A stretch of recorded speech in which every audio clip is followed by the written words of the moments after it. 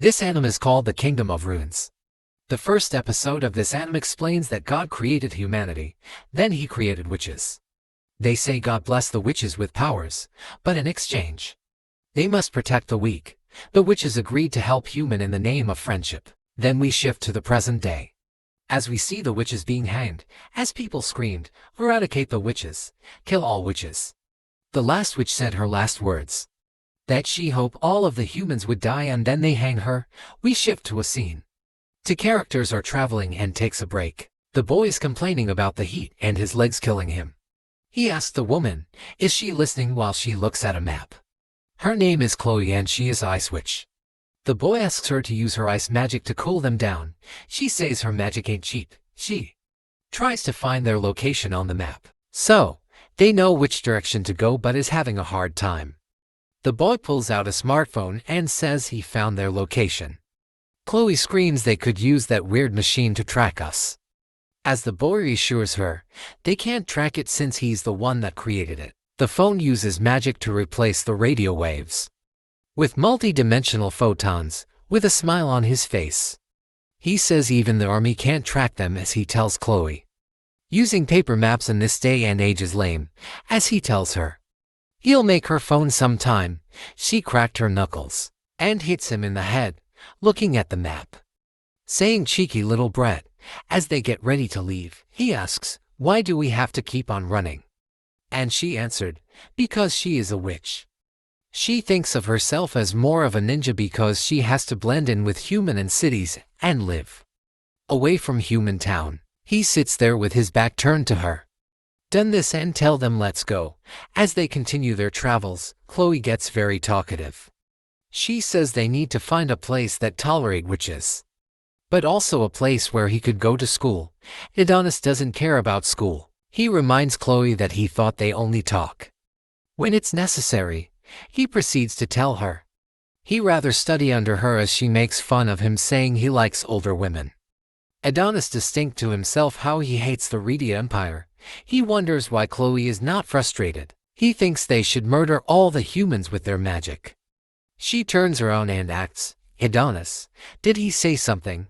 He answered, something's coming.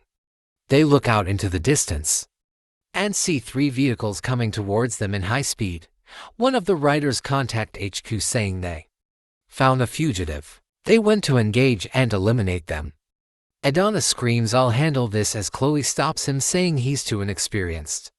She uses her ice magic and summons a spear-like or staff-like weapon. We shift to a man apologizing to the king of the Rhea Empire. He said one squadron wouldn't be enough to capture the Ice Witch. The man got kicked in the face by the king's guards. The king doesn't want to hear any excuse. He wants Chloe the witch. With the evil look in his eyes, we know he doesn't have good intentions. We go back to Chloe, the field covered in ice. She is exhausted from fighting. Adonis was angry with Chloe because he wanted to fight. He wanted to show her that he can protect her. She embraced him as he shed tears. A beam of light came from the sky and hit the both of them.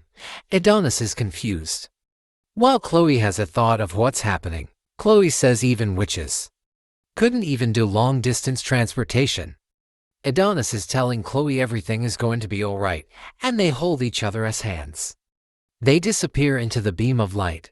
We shift to a scene of the king giving a speech to his people. The premise of the speech was that witches did help humans in their time of need, but since witches held magic powers, humans couldn't help but fear them.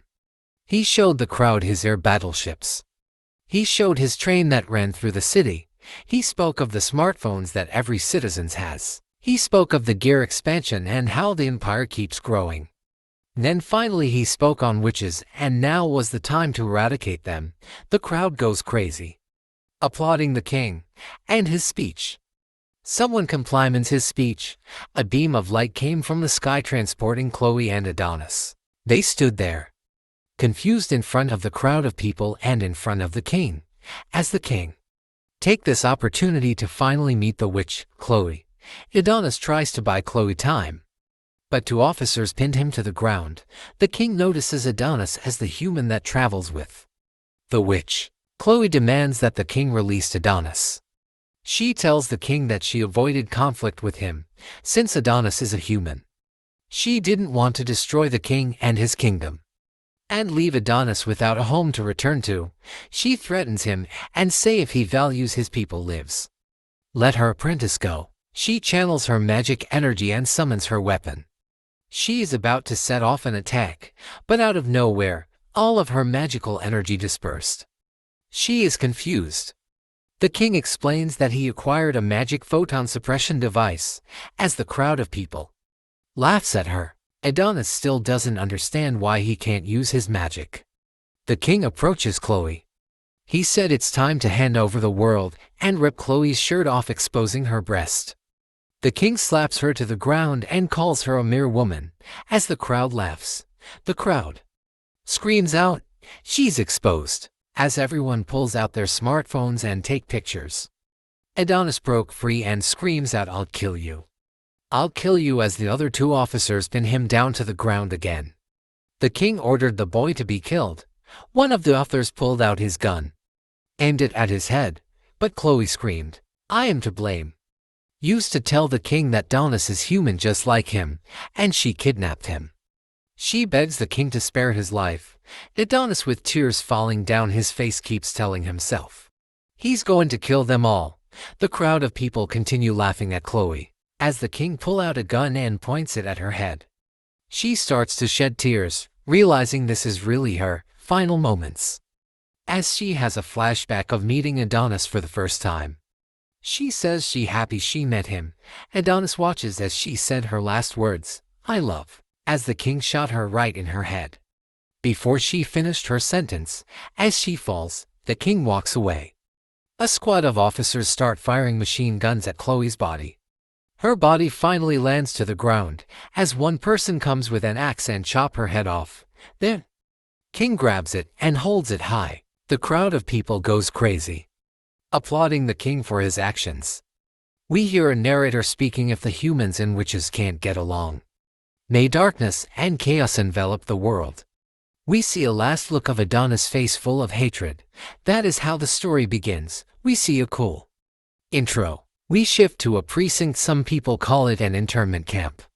We see a lot of individuals in chains. Two women are fighting over a piece of bread. Another woman offers her bread for the tool to stop fighting. The woman stopped fighting, as one took her bread and said, "Mind her business." A woman named Anna asked Dorka if she's alright.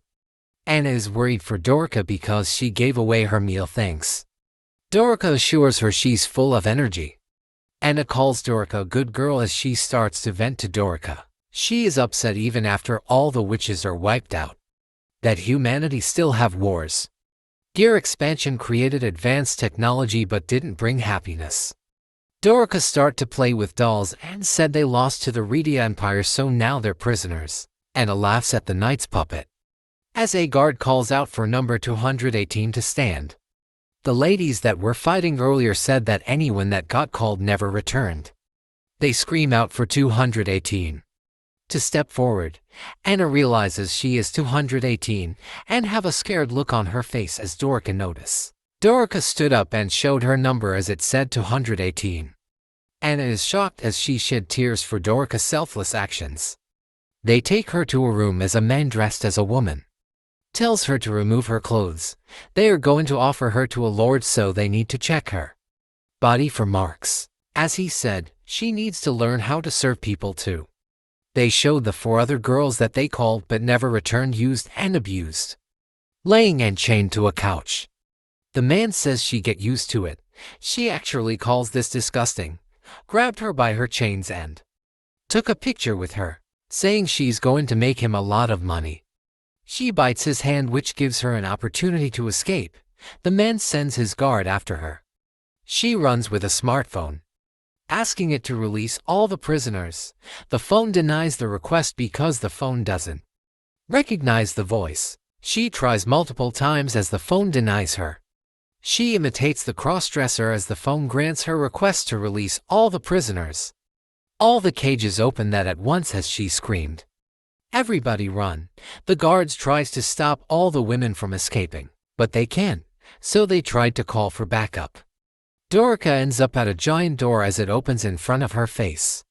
The guards catch up to her and knock her to the ground as they say it's too late. Or the cells are open. The container opens in front of them, which looks like an isolation chamber. It shows a man wrapped up like a mummy and chained up. As we see his one red eye. That is the end of episode 1. I hope you enjoyed this episode. I have fun recapping this series. See you next time for the next enemy recap. Please like and subscribe to my first and second channel.